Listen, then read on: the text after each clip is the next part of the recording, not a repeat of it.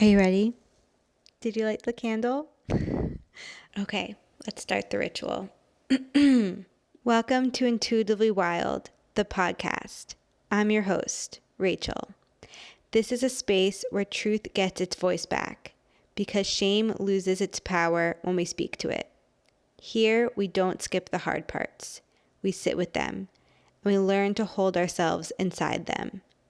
This podcast is ritual in audio form, a way for us to bring intention and intuition back into our everyday. Let's dig into our roots and go deep. Claire, welcome to the podcast. I'm truly so excited and grateful to have you here. I know it's been a long time coming, working through our own schedules and life happening, but you are one of the people that I have been, I guess you could say, following online for a really, really long time. And I'm very, very discerning about who I follow. And as I've moved through my life, I've become even more discerning and kind of like sifted people through and sorted them out. And you've kind of stayed pretty consistent throughout the years. So it's really special to finally connect with you. Oh, that's really, yeah, I'm very touched to hear that. Thank you. I know what that discernment process is like, and I think it's so important that we all apply that lens to the people that we allow into our digital realms. So I'm very grateful that I've made the cut all these years. It's great to connect with you. Okay, first question that we always start off with which is, what is one thing you wish people knew about you that you don't think many do? Um, I Yeah, I think this is probably changing, but I would say, over the last few years, last 10 years, honestly, I want more people in my personal life to know that I'm probably more sensitive than they might realize. I think this is something I've gotten better at communicating with my friends and my family. And especially since living back in Australia for the last year after being abroad for 10 years. Um, yeah, I am very ambitious and have always been very successful at most things that I put my mind to, and I'm a very competent and capable person. And it's really been a lesson for me in life to show people my vulnerability and my sensitivity, and that I don't have it all together all of the time. And I've definitely gotten a lot better at letting people in and showing them that side to myself.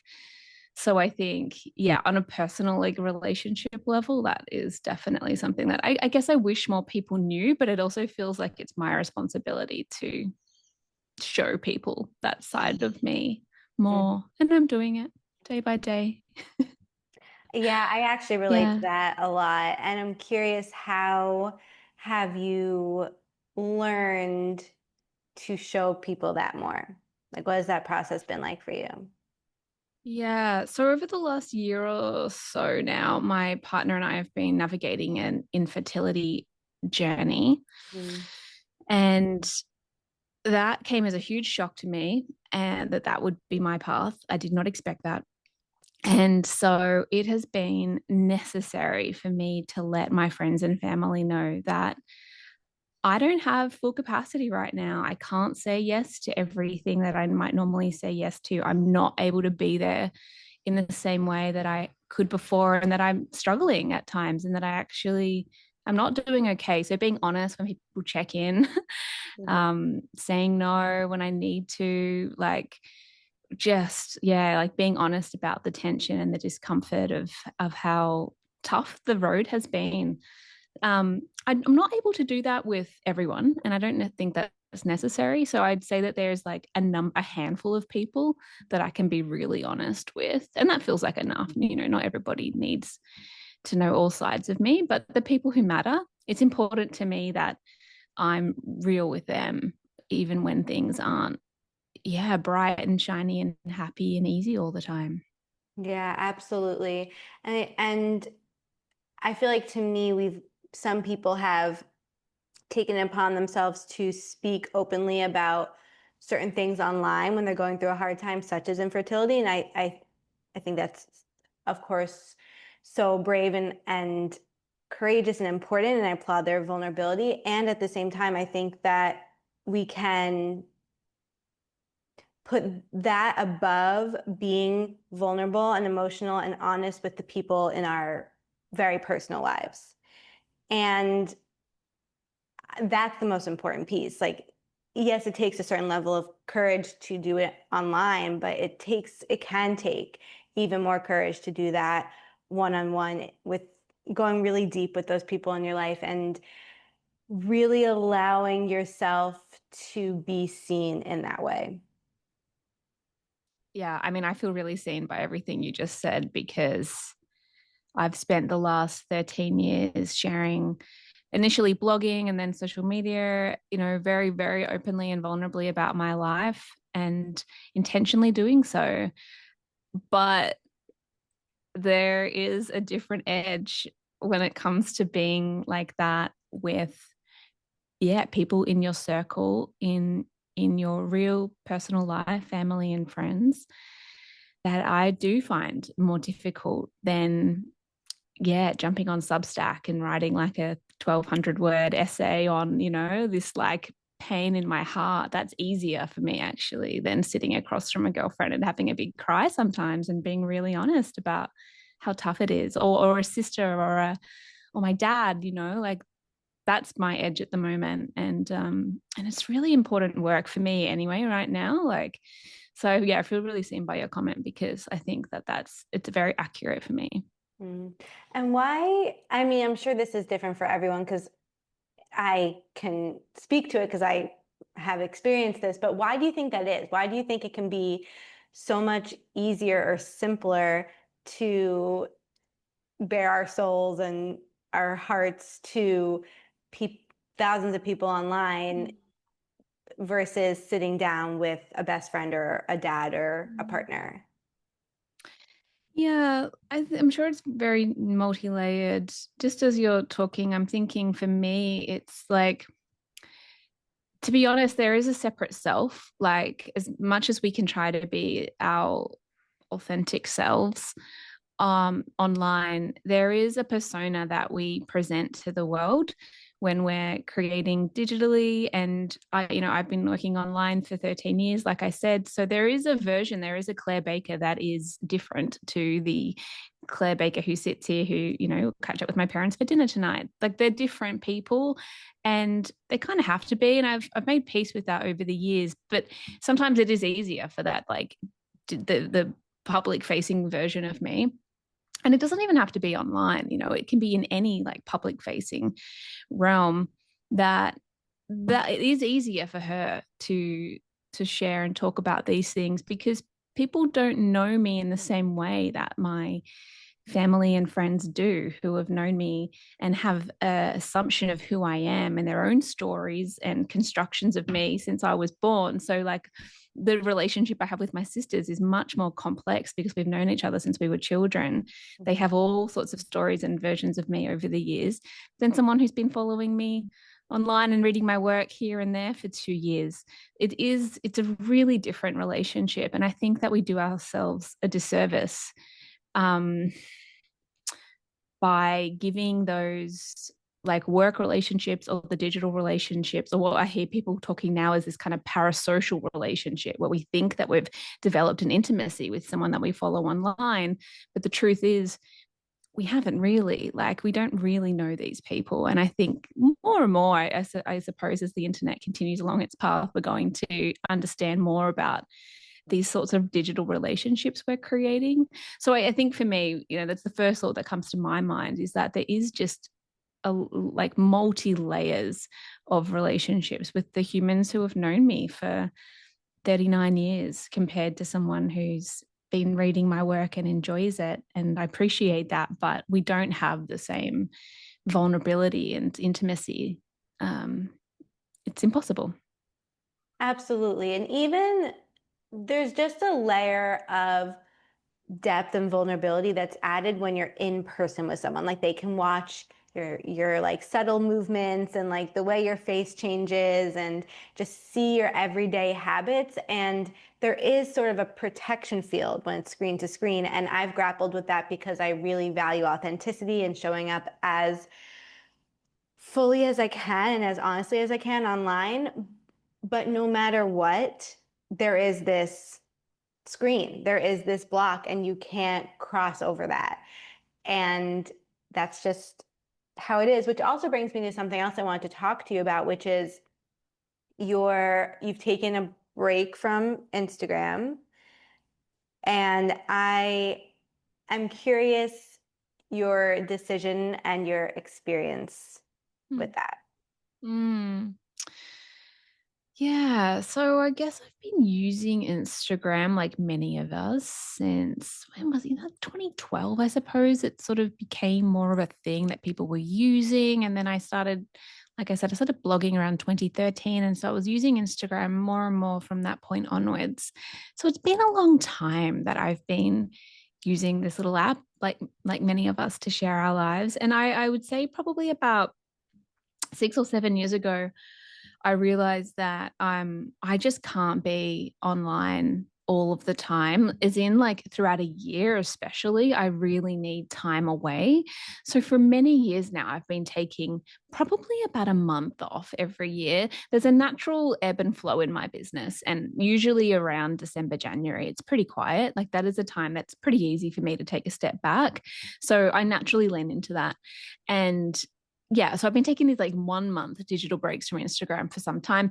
I usually try to take weekends off. I don't really post on a weekend. Like for me, it's work, and I need to have that like demarcation between my personal life and my professional life. So that's always been pretty easy for me. And then yeah, as we were going into 2025, I just had this feeling like I just think I need a longer stretch. And I'd taken up to about 3 months off before. And I'm lucky, and it's also been intentional in the sense that my business actually doesn't need Instagram. I have also built other marketing channels and ways of connecting with my community that don't require it. And that has been intentional. And so I was like, what would it be like to take a year off? Like, what would that look like? How would that feel? And sometimes when I get a thought in my head, I know I'm going to do it, even though I have a lot of resistance to it. I'm like, oh, I know I'm going to do this, but I'm scared. I don't, like, is this a terrible idea? Is this going to backfire? What's it going to be like? I ended up taking 9 months off last year, and I came back because I honestly did miss a lot of the connections there, and I wanted to see what it was like to come back after a stint. So that was about September. We're speaking in January, but I haven't felt the need to come back in a really regular way since then. And I think that this is something I know about myself. When I start to get a little bit too attached to anything, whether it's alcohol or shopping or coffee or social media, I really need to take a solid break away from it to like untangle from all of the teeth that it's got in me. So I think it has done that. It didn't change my life, it didn't like transform or change my life, like I wouldn't say, oh, my life is completely different, but I know that I feel better when I'm not checking it all of the time. So I try to keep the app off my phone. I'll go on now whenever I want to post something. Like I shared something last week, got on, shared it, came off and deleted the app again. I don't really know what the answer is with social media, to be honest. I'm not sure, but I do know that the less time I spend on there, the better I feel. Yeah, is the truth. Um, yeah, like I went on and I noticed I'm just being bombarded with like skincare ads and like arguments about, whether women should get Botox or not get Botox, like really violent um graphics and images and just a lot of anger. And it's not a nice place to spend time for me, but I don't want it to pretend that it's not a useful tool because it can be as well. So, yeah, it's tricky. Yeah. It really is like the modern age conundrum right now, I feel like, because I have very similar sentiments to you, and I always take the weekends off, and I just recently took 3 weeks off, and it felt so good where I'm at with my business now. And um how like I'm about to open a physical space for my business and all these things. I need to be on it to a certain degree, and I do find value in it and wait connection and certain things, but I have to be so discerning because I'm also someone who I do need to like untangle myself from things and I get so impacted by like I just I can feel my brain getting clouded and my like busy, and I can just feel it getting full and it feels so good to just like pour it all out. So I'm really, really careful with it, but it's like sometimes I sit with the question, I'm like, I don't know the answer. So Mm. we're all, Mm. I think a big part of it is we're just gonna have to like watch and see which way the world takes us, you know? Mm. Mm. Yeah, I think there is an interesting shift happening with Instagram specifically right Mm. now. Like that app has just changed so much. So I can't tell if we're about to go all in on it and just need it, for the rest of our lives, or if it is about to shift and there's going to be a different way of creating and connecting. Like in terms of building a business, I do think that it's important to have other ways of connecting and creating, whether it's a Mhm. podcast like what you have here, or a YouTube channel, or a space to send a newsletter, or writing essays, or some other ways. I do think that diversifying is really important so that we're not totally reliant on it. But it's such a great way to connect with community and to take your product or your service to market and to be able to do beautiful work in the world that mightn't be possible otherwise. So yeah, it is, it's such a funny one, isn't it? And I think acknowledging what it does, what value it brings, is really important, Mhm. as well as being really honest about the realities of spending more time on there than is necessary. It's almost like sometimes I think we just need to completely separate it. Like on one hand, it's like a great tool for my business. And then on the other hand, it's just this like horrendous news source. Like it feels like it's just fulfilling, it's just so many different things Mhm. that sometimes I'm like, I just need to define what this is, because it's so many things and not all of them are genuinely useful. Yeah.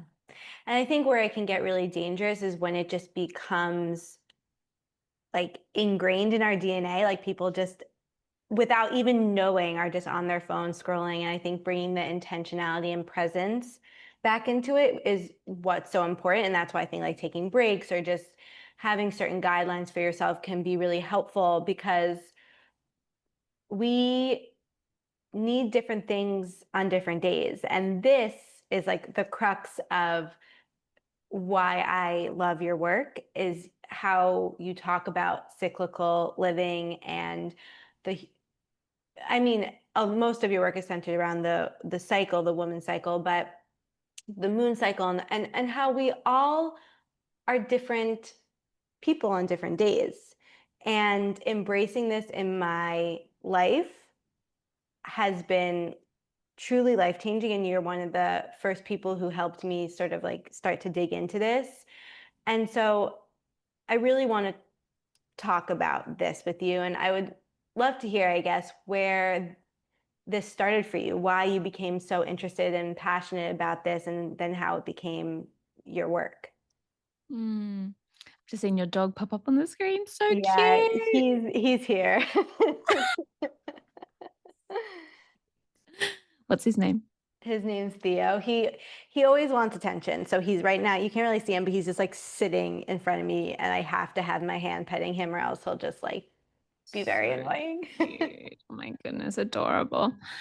Yeah, so my work has been centered around the menstrual cycle and women's health, and creativity for a really long time now. I first came to these understandings through my own challenges with my menstrual cycle, which is so true for so many of us, especially those of us drawn to healing fields and space holding. It is often through our own personal challenges. And it was, yeah, I'm no exception.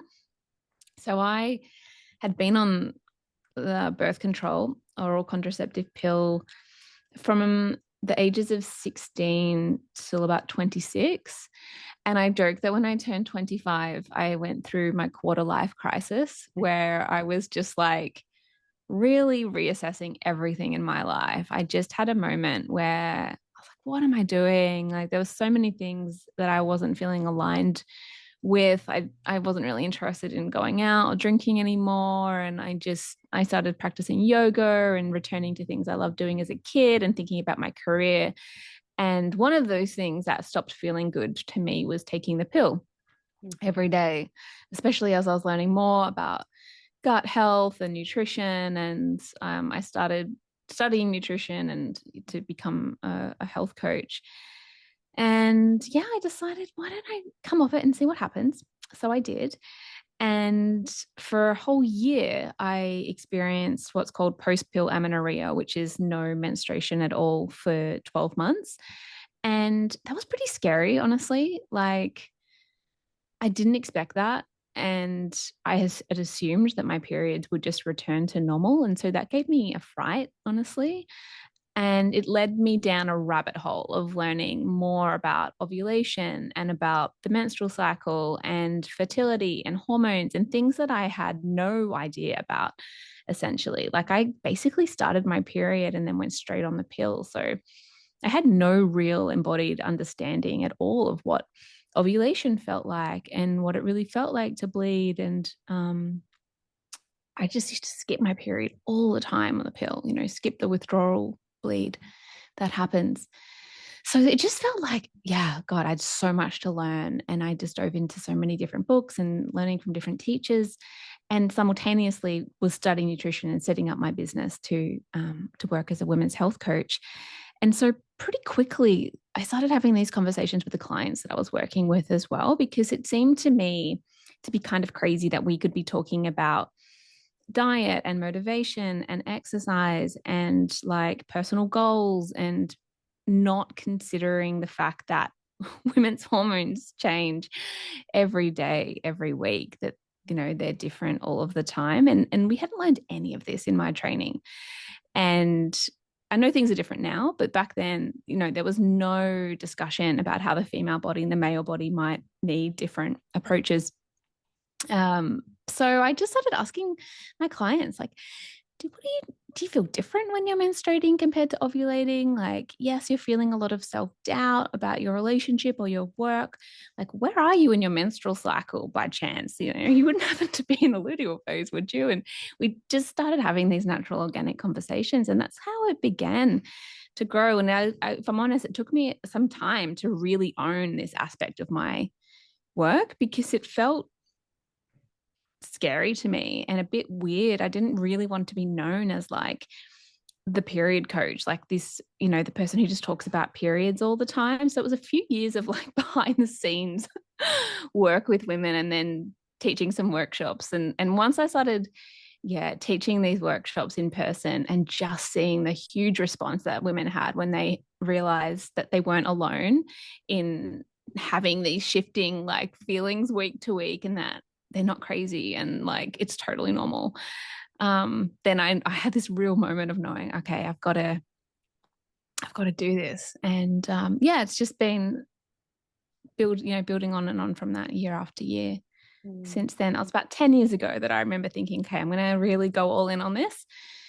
And it's been an amazing decade of just seeing how much this industry has evolved since then. More awareness all the time. Mm-hmm. It's so, so, so needed. I feel like it's still not talked about as much as it needs to be. It should definitely be taught in schools. I mean, not just the hormones and the cycles, but just normalizing talking about women getting their periods. Like I remember when I first got my period, I didn't know what to do. Like, and I didn't know who to talk to. It was all just very confusing and felt very secretive, you know? And I also experienced amenorrhea for a very large portion of my life for different reasons, but that felt okay because everyone always talked about how horrible your periods are and how you shouldn't want them. And it's okay if you're not having them. So I was like, okay, I'm like, it's great. I'm not getting my period. Like, that's great. But getting my period back and embracing that part of womanhood has really connected me to myself in a way I that I wasn't expecting, and it's so empowering and powerful. And I feel like that's one reason why, our society tells us it's not something we should want, because a woman leaning into her cycle is really powerful. Mm. And I that's one reason why I'm so passionate about normalizing talking about it more, and also normalizing living in line with our cycles and our energy, whether that's with our hormonal cycle or, just how we're feeling day to day, like making it okay that we feel different on different days. Absolutely. Yeah, I think you've hit on something really fascinating there, which is like, why is there so much taboo and stigma surrounding menstruation when for all of human history, half the population have menstruated and it is so normal? Mm-hmm. And it happens for, about 4 decades in a woman's life. And it is literally the reason why we're all here. Like the menstrual cycle is the process that enables human life to reproduce. So it is, yeah, it is a fascinating one. And I think once that thought lands in your mind, you can't Mm-hmm. then start, then you just see it everywhere. Like, what? Why? Why has this been shrouded with so much shame?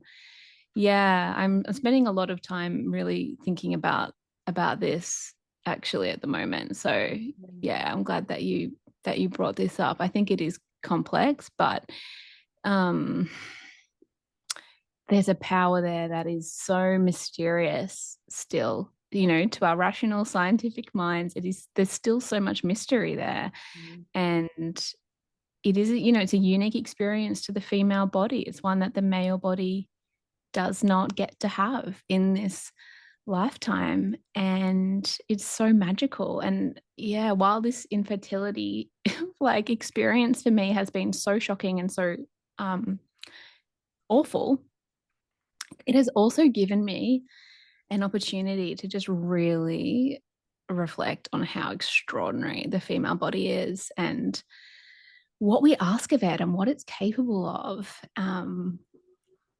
Yeah, it's just so miraculous. It's so miraculous.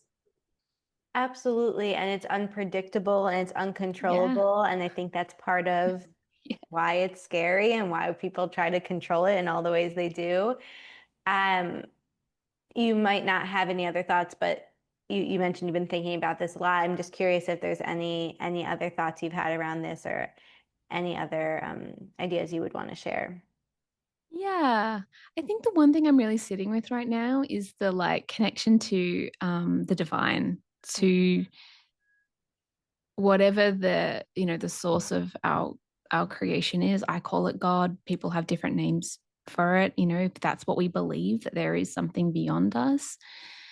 And women have, the female body has got a direct channel to that. The mysteries of the womb, like there is just, something there through that passageway, through the vulva, through the vaginal canal, up through the cervix and into the womb, where we invite this like divine power into our bodies to co-create life. And of course the male body has a part to play, of course, of course. Yes, very important one. But it's within that female reproductive bowl, in the pelvis, that yeah, that the mystery takes place. And I just feel like in reverence of that right now, and not in a, not trying to understand, because I don't think that we fully can, but just really like in awe of that connection. That again, it's unique. It's unique to the female body, and we could play around with the line of thought that says, well, perhaps that's why it's been so shrouded in shame and repressed, because that could be deeply intimidating to certain societies and cultures that Mhm. might be afraid of that power and what that means, that women have that. So it's probably something there. hmm I couldn't agree more. And because my journey with getting my cycle back consistently has been it's been a big part of my story. whenever I do get my period, it makes me so emotional and I feel so connected to myself. There is a magic in it. Like I feel more connected to God, the universe, nature, to my intuition. And so much of my work is rooted in connection to my intuition. And when I get my period, I feel so intuitive. I feel Mm. so connected to that ineffable something, that mystery. And it does feel like there's power within me. And I think that's one reason why I think it's so important. This isn't, everyone needs to do what's right for them and their body and their life. And I think birth control has a time and place, but I think that everyone should experience the fullness of their cycle. And there's something in there that Mm. just experiencing it raw, that we can't really um, grapple with unless we allow ourselves to embrace that. Mm. Oh yeah, it's a full spectrum experience, isn't it? Like that was Mhm. how I really felt coming off the pill was like going from black and white to technicolor. It just suddenly felt like this like kaleidoscope of experiences and not all pleasant, not all pleasant. No. Opened up like yeah, I have endometriosis and so I've experienced like severe pain and at times premenstrual symptoms with my cycle. So it's definitely not to say that it's always easier actually at all. But that there is, yeah, like what you say, like that raw experience of having a natural menstrual cycle. I still think that, yeah, like you say, the oral contraceptive pill and other birth control, like hormonal birth control, have their place. And I would never, judge anybody for choosing that if that's the right path for them. But I am so grateful that I followed that thought of curiosity that was just like, maybe let's just see what it's like, let's just see what happens if I stop taking this for a while. Yeah, because I think the biggest thing is that we are told at a young age, oh, you just take the pill, or this is what you do. And for me, the biggest piece of that part of the conversation is having all the information so you can make a choice for yourself that truly feels right for you. And I think that's what's taken from us a lot of the time. Yeah, yeah, definitely. Being informed, I had absolutely no idea what I was doing. In fact, the reason I started taking it was for my skin. I had really severe hormonal acne as a teenager, and that was the only thing that worked. I tried so many different medications and creams and like really harsh antibiotics, like a lot of stuff.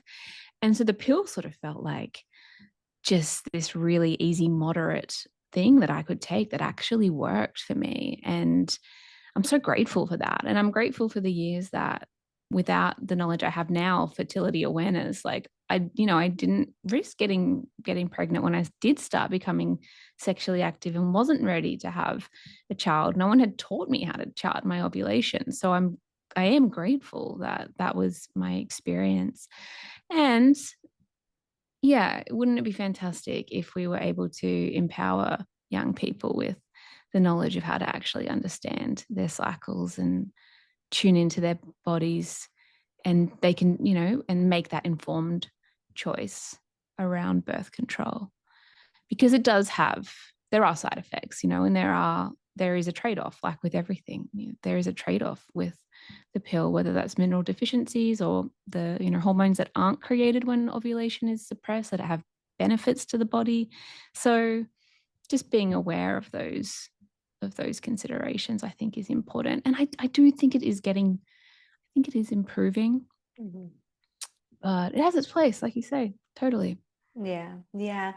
And also just having the conversation, regardless of whether you choose to take the pill or not, learning how to trust your body through this process and how to celebrate your body and celebrate your cycle and not be afraid of it, not to speak so harshly about it and therefore about yourself. That that is really, I think, what needs to be shifted in our society. And it definitely is getting better for sure. But I think learning how to celebrate and work with and embrace our cycles is the most important part that we need to work through.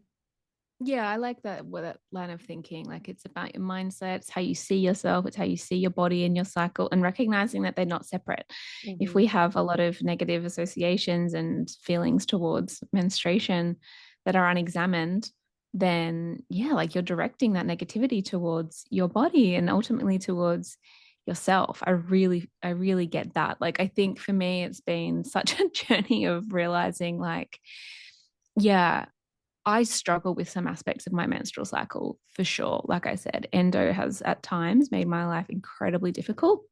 It's pretty okay at the moment, but like there have definitely been times that it's been tough.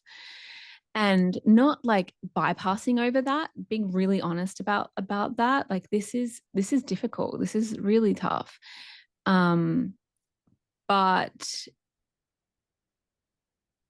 yeah, discerning the difference between acknowledging that this is a really challenging experience. And sometimes I really wish my body didn't have to go through this every single month without feeling like there's something wrong with me or that it's dirty or like shameful in any way. Like there is a difference. And leaning into the aspects of having a female body that I do really celebrate has helped for me personally, like you say, the intuitive side of menstruating and feeling that like connection with life and that death and rebirth cycle. Like I love that. I love that I get to experience that.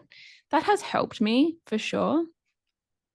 But it's so multifaceted. And I think unless you've yeah, really experience what it's like to be in a female body, it's difficult to even imagine. But we all get it. Like it's difficult to even put words to it. Even as I'm speaking now, I'm like, man, it's so wild. Mhm. Really. Yeah. It's such a And wild ride. that wildness is what makes it what it is. Like you just that's just what it is, you know? Yeah. I'm curious if you have any rituals that you really love in line with your cycle. Any of the phases, just anything that Mhm. you kind of lean on that you really love to do to Hmm. support yourself. Yeah, I love this question. I think there's been seasons of my life where I've had a lot of rituals Hmm. for different seasons, and then others when there's been less. That's just how it works, isn't it? Right now, I am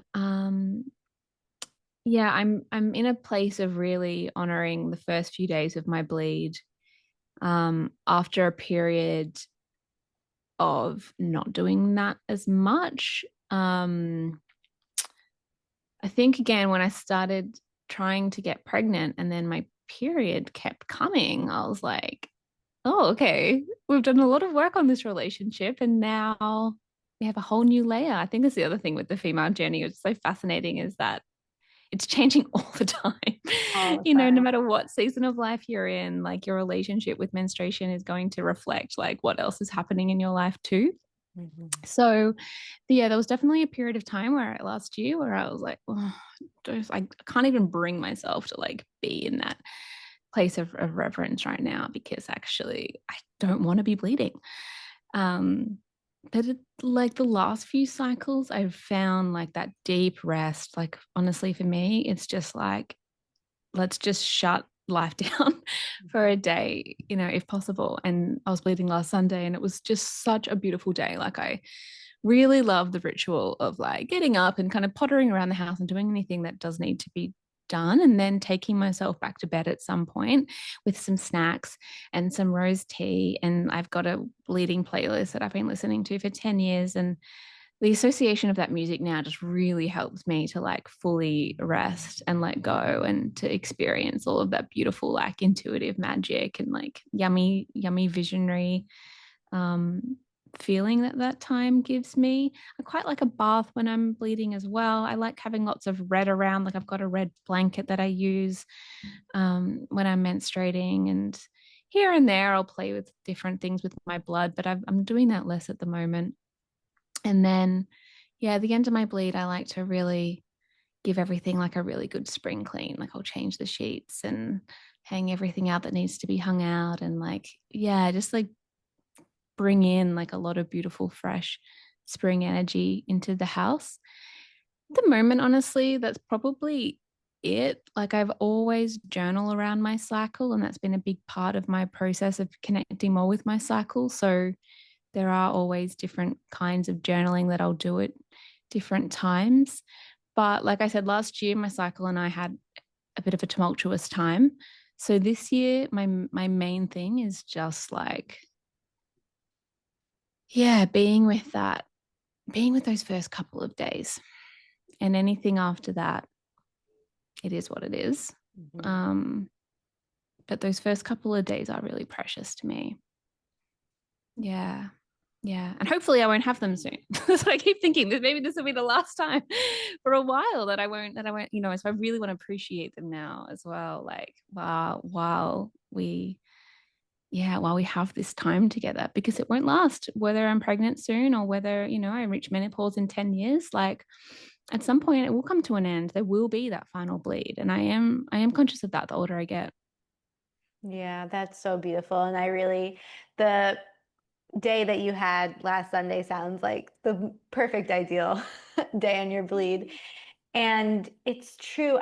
I've learned this as a solve for so many things is just being with the season that we are in, whether it's the season we want to be in or not, because it paves the way for the season to come. And really allowing ourselves to just fully, I guess, surrender to it, be present with it, and trusting that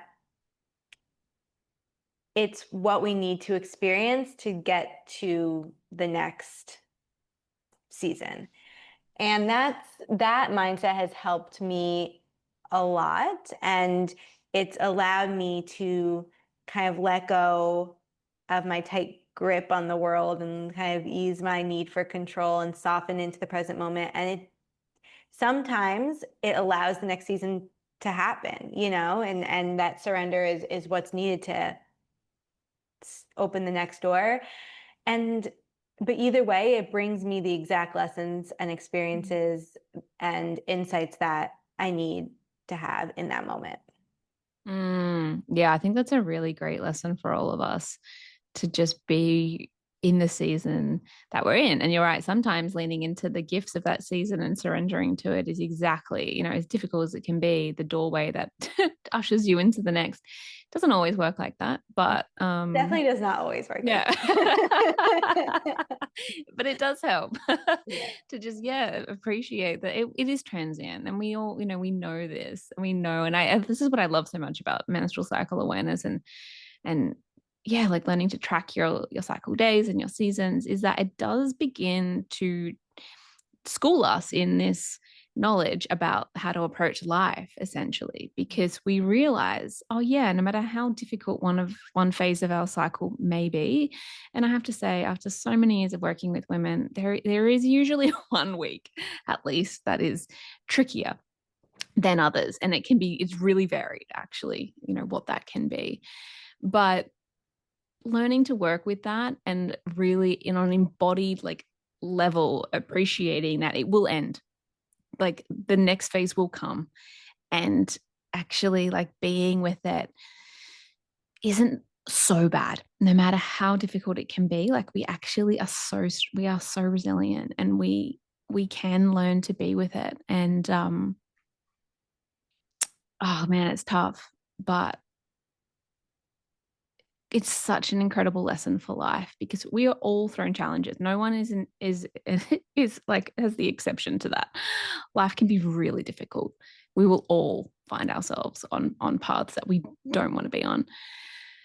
And there's just something that we are given as women, a real gift, I think, in having this month by month experience of like, okay, right, this is where I am right now. It's not going to stay like this. It's going to change. What are the gifts of this time, even if it's incredibly difficult? How can I care for myself when I find myself here again? Because I inevitably will. Like, there is really something in that I see builds a confidence in our spirit to approach the ebbs and the natural ebb and flow of life. Um, it's extraordinary. Yeah. Yeah, and that self-knowledge and self-compassion and self-connection is the key because first of all, you can read all these books about the cycle, but unless you tune into your own embodied experience of it, you'll never know how it fully shows up for you. And two, when you take that time to get to know yourself, then you can work with your cycle and you can make it easier for yourself, versus working against yourself. If you know that, oh, on this week I'm feeling like, the self-criticism is just louder and I'm feeling down, all these things, I know I can maybe not plan this outing, or maybe I do plan this outing. You can work with yourself and support yourself more fully. And that's why I think that the self-knowledge piece is so important. Yeah. Oh, yeah. Gosh, I just imagine like not having it, and just being like swept away by life every week without really knowing why. You may have more energy or may feel more like being at home and just, yeah, introverting for a while. And especially managing, at times chronic pain, knowing. I think one misunderstanding, one misconception I hear sometimes about menstrual cycle awareness, that it's only for folks with like, for women who have like a 28-day cycle, for example. And actually, if you have endo or PCOS or PMDD, that it's not relevant.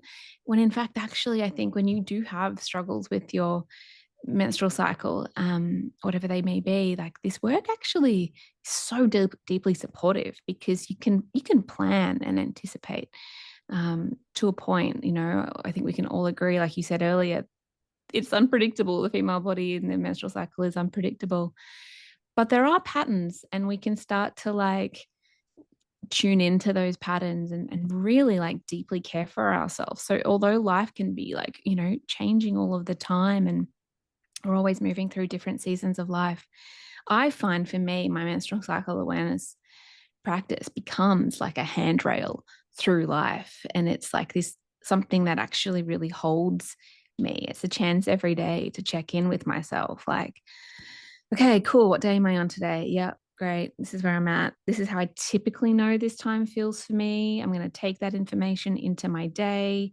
into the choices that I make, into my self care, into my relationships, and not in a rigid way, but just with that like awareness and holding that I'm so grateful for. Really. Yeah, really. Yeah. And we don't need to have a menstrual cycle to have that sort of, that moment of check in Mm-hmm. and that mindfulness with ourselves, of course. But it's a great framework if you do, to lean into. What day am I on today? What is this day usually like for me? Like, what do I know about this time in my cycle? What's coming up? What's next week going to be like? How can I use that information when I'm thinking about what life's going to look like and what commitments I'm making? It's really simple. I think sometimes, like, what I am noticing a little bit in the like social media arena around menstrual cycle awareness at the moment is that, there's an exciting trend around cycle syncing. And sometimes that can be my opinion of it is that it can be a little bit rigid, and it can start to, we can start to put ourselves into boxes. And this is exactly the exercise that you should do when you're in your luteal phase and no other. And this is exactly the foods that you should eat at menstruation. And some of that can be useful, but I would say it's probably less than what is sometimes um, prescribed. I think actually it's so subjective and it's so unique to us and to our experience. So I take a lot of that with like a grain of salt, honestly, because a little bit of holding an awareness and attunement to your unique cycle can go a really long way. And I think if you start noticing that you're like slipping into, well, I'm on day 25, so I couldn't possibly go to the gym and lift weights.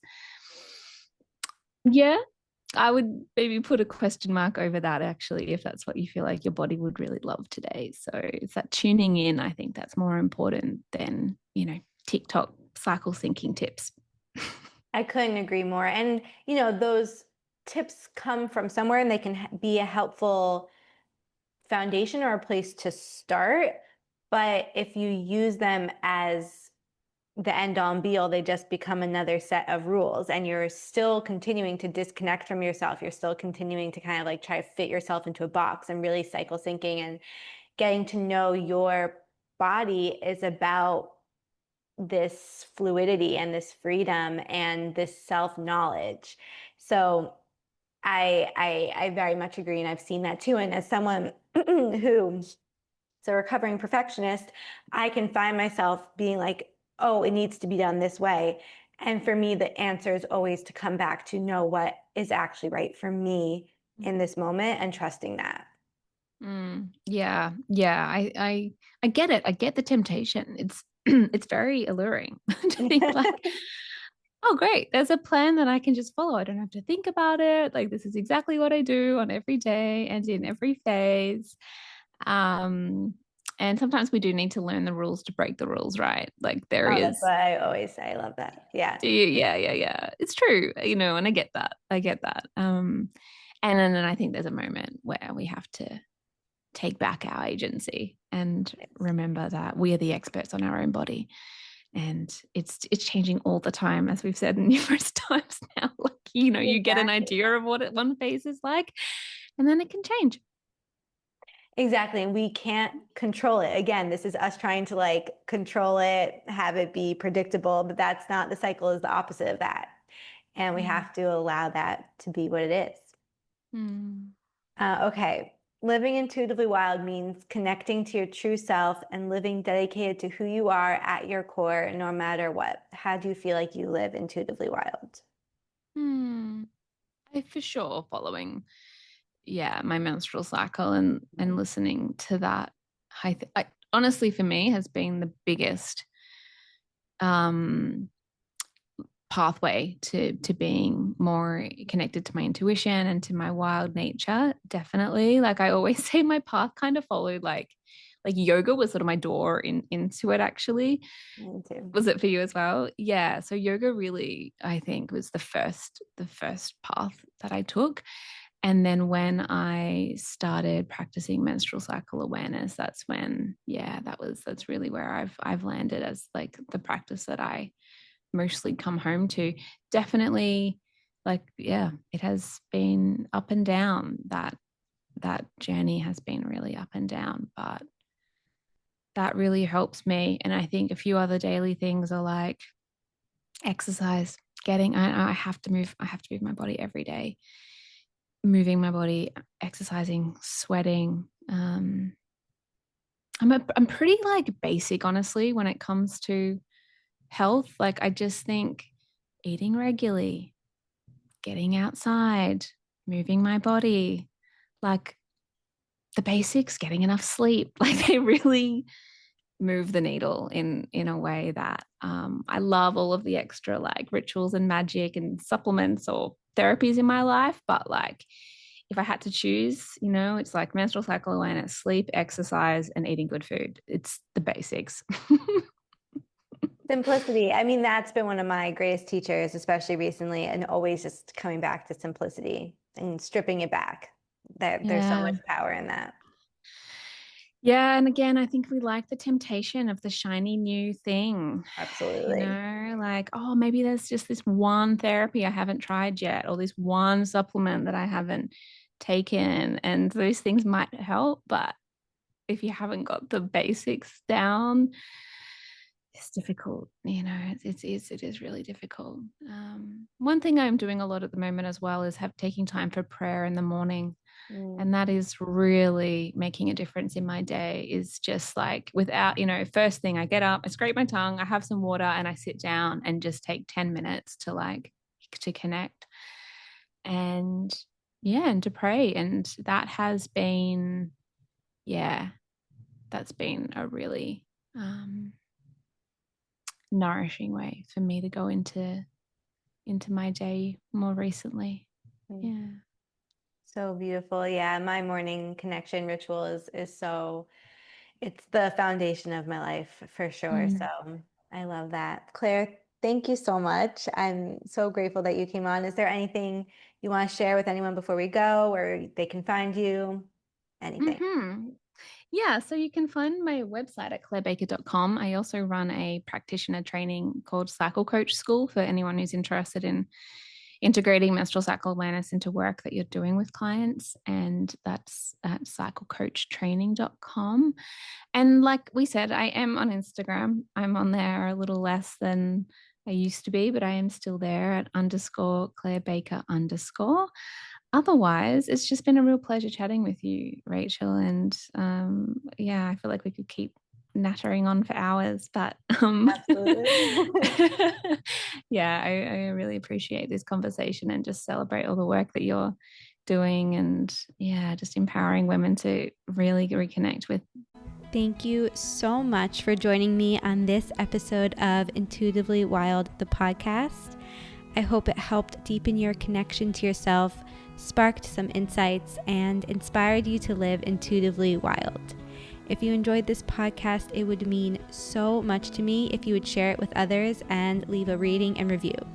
And please reach out to me. I would love to connect with you. I will see you next time for more magic.